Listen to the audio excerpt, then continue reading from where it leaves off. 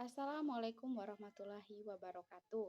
Perkenalkan, nama saya Rinci Nopalika, saya dari kelas 2A.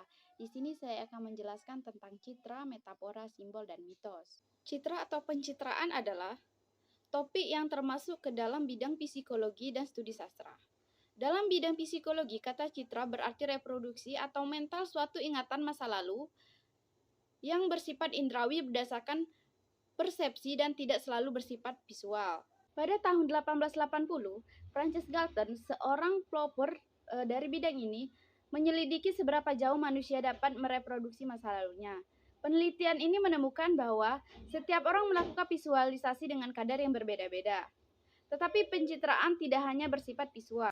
Pencitraan sebagai analogi dan perbandingan dalam puisi yang bersifat deskriptif.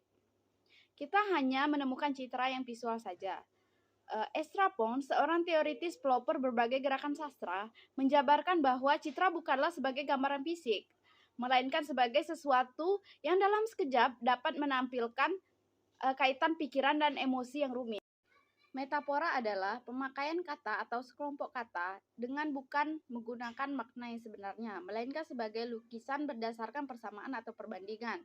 Dalam kata lain, metafora adalah penggunaan kata yang bersifat hiasan untuk menyembunyikan makna yang sebenarnya. Simbol adalah suatu istilah dalam logika, matematika, semantik, semiotik, dan epistemologi.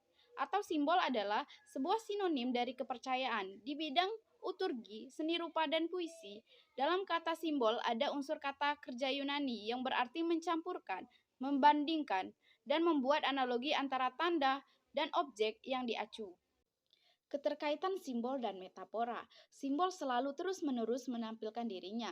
Suatu citra dapat dibangkitkan melalui sebuah metafora.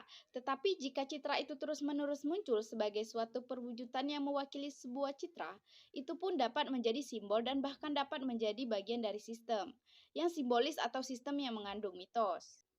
Mitos yang dipakai oleh Aristoteles dalam Poetas untuk mengacu pada alur struktur negatif atau fabel. Lawan katanya adalah logos. Mitos adalah narasi cerita yang dikontraskan dengan wacana dialektis eksposisi. Mitos bersifat irasional dan intuitif, bukan uraian filosofis dan sistematis. Di abad ke-17 dan ke-18, pada zaman pencerahan, istilah mitos memiliki konotasi yang buruk. Mitos adalah khayalan secara ilmiah atau sejarah yang tidak benar.